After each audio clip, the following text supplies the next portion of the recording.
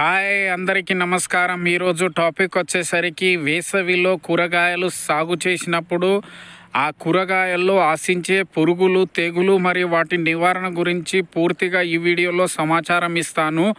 కాబట్టి వీడియో అనేది చివరి వరకు చూడండి. అలాగే లైక్ చేయండి, సబ్స్క్రైబ్ చేయండి.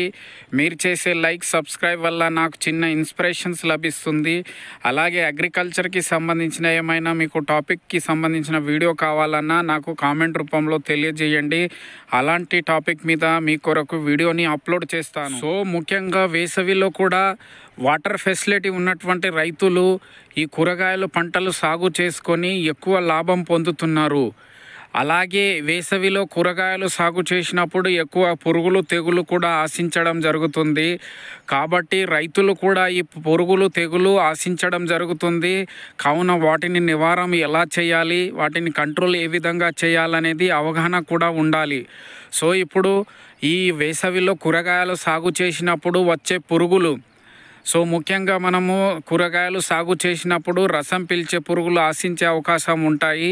ఈ రసం పీల్చే పురుగులో పేనుబంక, తెల్లదోమ, అలాగే ఎర్రనల్లి వేసవి కూరగాయలు సాగు చేసినప్పుడు ఎక్కువ ఆశించడం జరుగుతుంది. సో వీటితో పాటు మనకు కాయ తొలిచే పురుగులు కూడా ఆశించడం జరుగుతుంది కాయ దశలో వచ్చినప్పుడు. సో ముఖ్యంగా వీటి గురించి డీటెయిల్గా చెప్తాను. ఈ రసం పీల్చే పురుగులు అంటే ఇందులో చెప్పాను మనకు పేనుబంక, తెల్లదోమ ఆశించడం జరుగుతుందని. ఇవి ఏం చేస్తాయంటే ఆకు అడుగున చేరి రసాన్ని పీల్చుకోవడం వల్ల ఆకు అనేది పసుపు రంగులో మారి ఎండిపోవడం జరుగుతుంది. అలాగే పైకి ముడుచుకుంటాయి. సో మనకు ఇలా గమనించినట్లయితే వెంటనే వాటి నివారణ చర్యలు చేపట్టాలి. సో వాటి నివారణ చర్యలు వచ్చేసరికి మనకు మార్కెట్లో ఫిప్రోనిల్ దొరుకుతుంది. లీటర్ నీటికి 2 ml కలిపి పిచికారీ చేయాలి. లేదనుకుంటే మనకు మార్కెట్లో వేప నూనె దొరుకుతుంది. వేప నూనె ఈ 1500 ppm 1 లీటర్ నీటికి 5 ml కలిపి పిచికారీ చేసుకోవాలి. అలా చేసుకున్నట్లయితే ఈ రసం పీల్చే పురుగులను కంట్రోల్ చేసుకోవచ్చు. సో అలాగే ఎర్రనల్లి కూడా ఆశించడం జరుగుతుంది వేసవిలో కూరగాయలు సాగు చేసినప్పుడు. సో ఈ ఎర్రనల్లి కూడా ఏం చేస్తారంటే ఆకు అడుగున చేరి రసాన్ని పీల్చుకోవడం వల్ల ఆకు అనేది లైట్గా తెల్లగా మారి అలాగే మనకు పండు బారిపోయి ఎండిపోవడం జరుగుతుంది. సో మనం ఇలా గమనించినట్లయితే వెంటనే నివారణ చర్యలు చేపట్టాలి.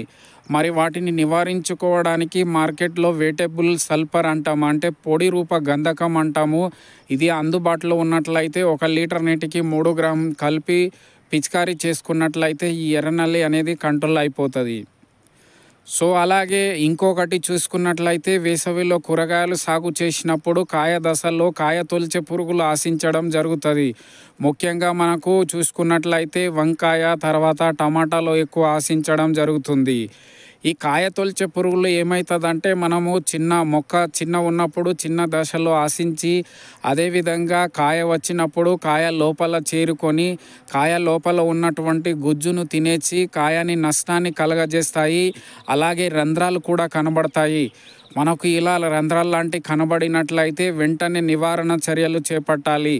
సో మనం ఈ విధంగా ఈ కాయ దశలో రంధ్రాలు కనబడినప్పుడు లోపల కంపల్సరీ పురుగులు అనేది ఉంటాయి.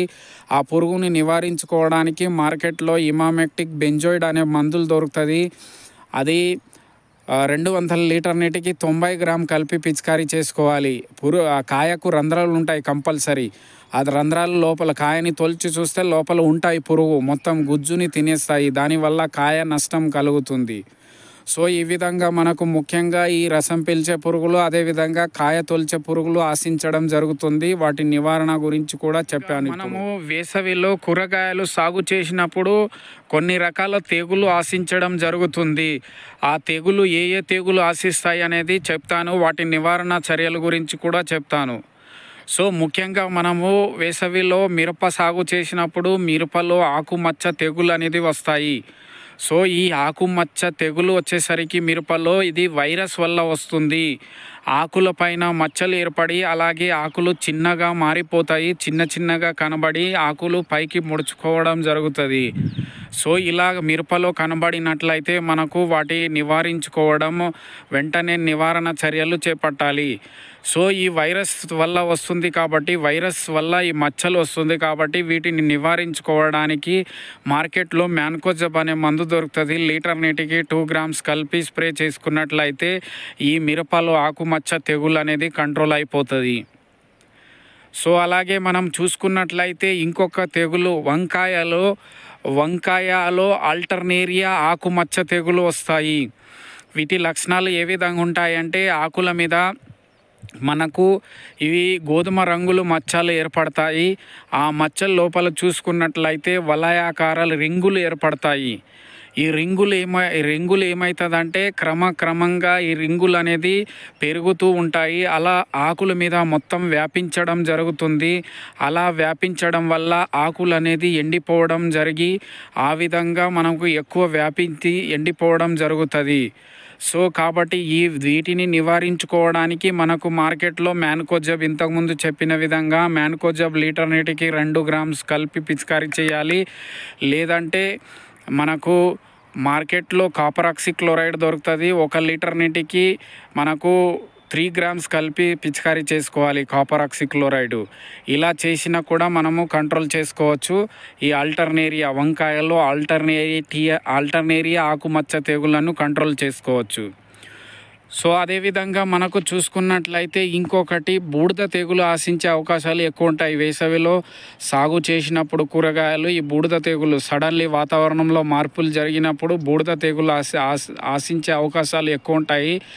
కాబట్టి అంటే మనకు ఈ పూతలోనైనా లేదంటే కాయల మీద కానీ లేదంటే ఆకుల మీద కానీ తెల్లటి పొడి వలె వ్యాపించడం జరుగుతుంది. అలా గమనించినట్లయితే వెంటనే వాటి నివారణ చర్యలు చేపట్టాలి.